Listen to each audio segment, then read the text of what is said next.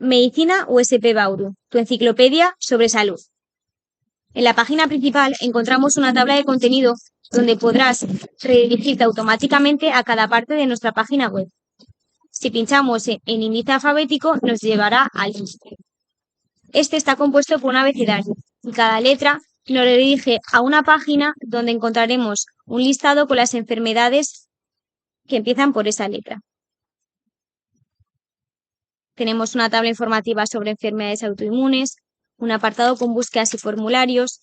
Si pinchamos en el formulario de contacto, tendremos una serie de campos a rellenar y para terminar un botón para registrarse, al que debemos de pulsar. Un apartado con un mapa de imagen. Al pinchar sobre cada una de estas provincias que se marcan, redirigirá a páginas con más información. Un apartado con temas destacados sobre enfermedades y algunos enlaces de interés. Por último, tenemos un apartado con la declaración de accesibilidad de nuestra página web.